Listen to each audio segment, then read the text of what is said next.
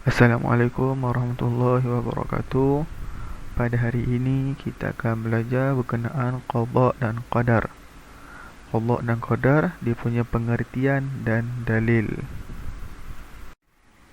Apa itu qada? Qada ialah ketentuan sesuatu perkara sama ada baik atau buruk yang telah ditentukan oleh Allah sejak azali lagi.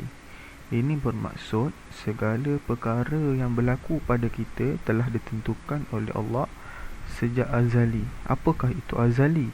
Azali ini, kalau nak senang faham, azali ialah masa ataupun waktu sebelum wujudnya semua perkara yang Allah cipta. Itu untuk senang faham lah. Jadi qada ialah segala perkara ataupun ketentuan yang Allah dah tetapkan, sama ada baik, sama ada perkara itu baik ataupun buruk. Qadar pula ialah pelaksanaan ke atas segala ketentuan yang Allah dah tetapkan tadi. Qada ialah ketentuan, qadar ialah pelaksanaan ke atas ketentuan. Okey, untuk memudahkan pemahaman macam ini. Contoh qada ialah rupa paras. Contoh qada ialah rupa paras. Tapi contoh qadar ialah macam manakah rupa paras ataupun keadaan seseorang itu. Putih ke, hidung mancung ke, hitam ke, mata sepet sebelah ke, itu semua adalah contoh qadar.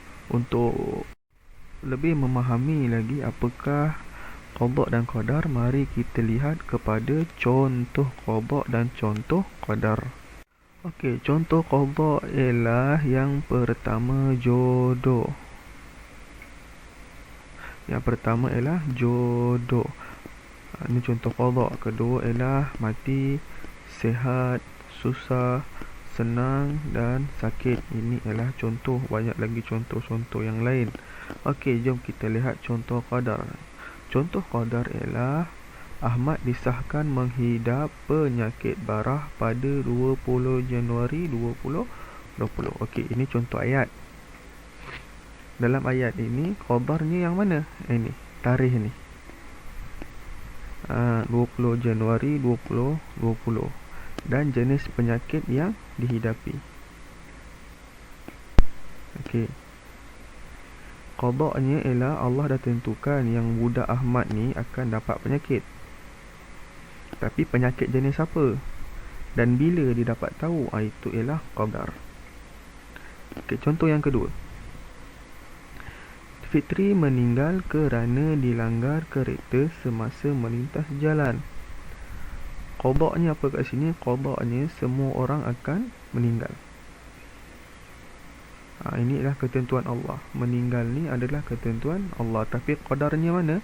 Qadarnya sebab apa dia meninggal? Sebab dilanggar kereta. Bila dia meninggal? Semasa melintas jalan. Dua ni adalah qadar. Qada'nya ialah meninggal. Sebab apa? Kenapa? Macam mana? Itu ialah qadar. Okey, contoh yang terakhir. Suami Aisyah ialah seorang yang tinggi. Berkahwin ataupun jodoh ini ialah qada. Tapi macam mana keadaan jodoh itu ialah qadar. Tinggi ke, rendah ke, hitam ke, putih ke, itu semua ialah qadar. Harap faham dekat situ beza antara qada dan qadar. Inna kulla shay'in khalaqnahu biqadar. Ini adalah dalil dalam Al-Quran yang bercerita mengenai qada. Surah Al-Qamar ayat 49. Jom kita dengarkan. Inna kulla shay'in khalaqnahu biqadar. Okey, lagi sekali. Inna kulla shay'in khalaqnahu biqadar. Okey, seterusnya kita akan melihat wa kullu shay'in 'indahu bimiqdar. Ayat nombor 8. وكل شيء عنده بمقدار وكل شيء عنده بمقدار. Okey, sekian saja untuk hari ini. Jadi kesimpulannya, qada dan qadar itu ialah dua perkara yang berbeza tapi tidak boleh dipisahkan, umpama kanan dan kiri.